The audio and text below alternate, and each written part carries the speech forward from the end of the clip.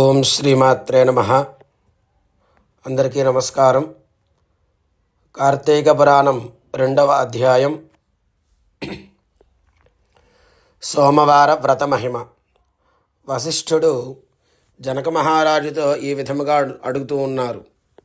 జనక, ఇంతవరకు నీకు కార్తీక మాసంలో చేయవలసినటువంటి కార్యక్రమాలను మాత్రమే చెప్పి ఉన్నాను.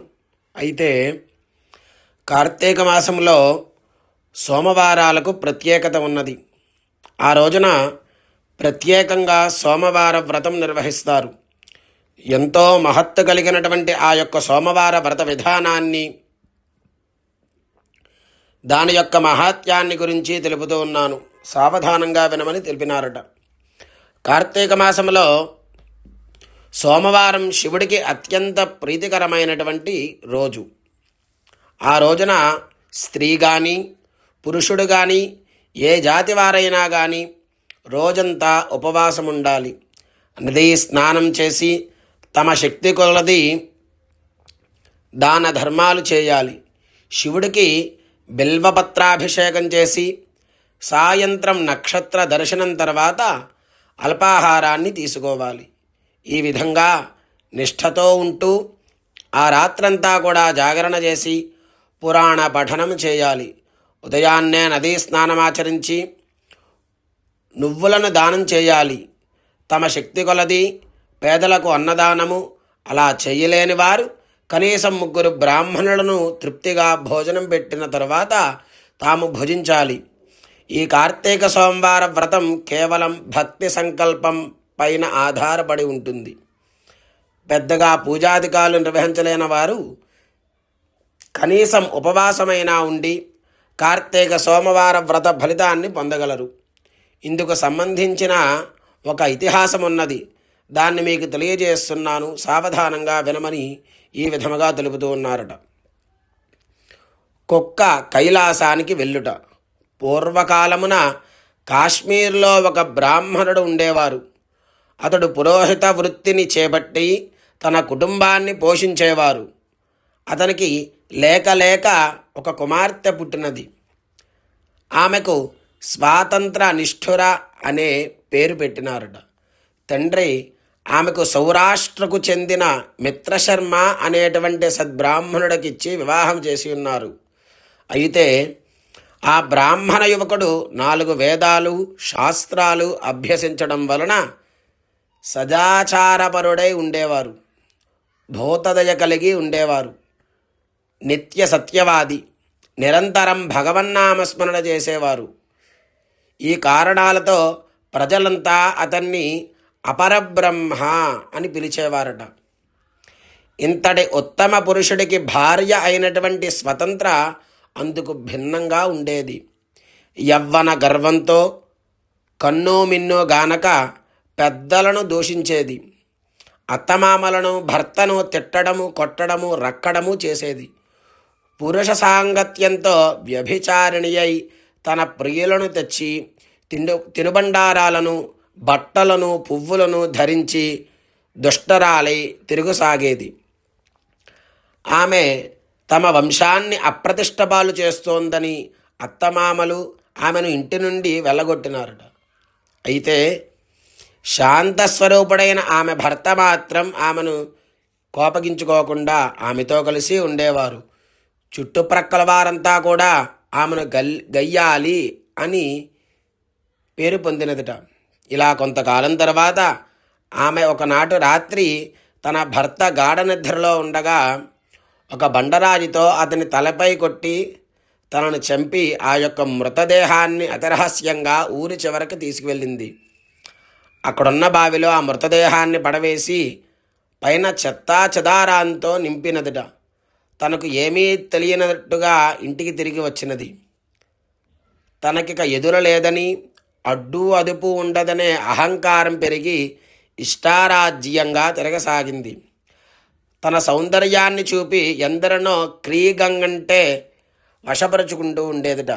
వారి వ్రతాలను పాడు చేసి నానాజాత స్త్రీ పురుషులతో సంభోగిస్తూ వర్ణసంకురాలై ఉండేదిట. అంతటితో ఆగకుండా కన్యలను పెళ్ళైన మహిళలకు దుర్బుద్ధులను నేర్పి పాడు చేస్తూ ఉండేది.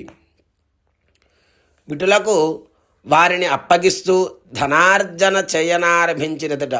ఆ తర్వాత ఆమె యవ్వనం క్రమంగా నశించడం ఆరంభమైనది. వయసు పైబడసాగినది.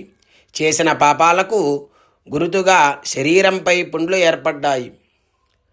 వాటి నుంచి చీము రక్తం కారుతూ క్రమంగా కుష్ఠవ్యాధి బారిన పడినది. రోజురోజుకు ఆమె శరీర పటుత్వం కృషించి కురూపిగా మారింది.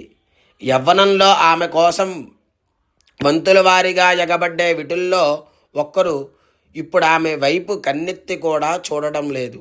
అలా కొంతకాలం ఆమె ప్రత్యక్ష నరకాన్ని చవిచూచినది. పురుగుల పడి చనిపోయినదట.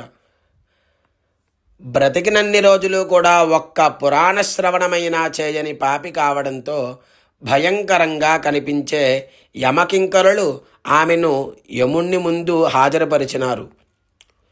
చిత్రగుప్తుడు ఆమె పాపపుణ్యాలను ఏకరవు పెట్టినారట. పాపాలకు ఎర్రగా కాల్చినటువంటి ఇనుప స్తంభానికి కట్టాలని, విటులతో సుఖించినందుకు ఇనుప స్తంభానికి కౌగులించుకోవాలని ఆదేశించినారట. భర్తను బండరాతితో కొట్టి చంపినందుకు ఇనుప గదులలో ఆమెను మోదాలని ఆదేశించినారట. పతివ్రతలను వ్యభిచారులుగా మార్చినందుకు సలసలా కాగే నూనెలో వేయించినారట. తల్లిదండ్రులు అత్తమామలకు అపకీర్తి తెచ్చినందుకు శేషం కరిగించి నోటిలోనూ చెవిలోనూ పోసినారట. ఇనుప కడ్డీలు కాల్చి వాతలు పెట్టారు. చివరకు కుంభీపాకంలో వేశారు. ఆమె చేసిన పాపాల ఫలితాలను ఆమె ఒక్కతే కాకుండా ఇటు 7 తరాలు అటు 7 తరాలు కూడా నరక బాధలు అనుభవిస్తూ ఉన్నారట. ఆ తర్వాత ఆమె నీచ జన్మలు ఎత్తుతూ క్రిమికీటకాలుగా పుట్టి చివరకు 15 జన్మలలో కళింగ దేశంలో ఒక కుక్కగా జన్మనెత్తింది.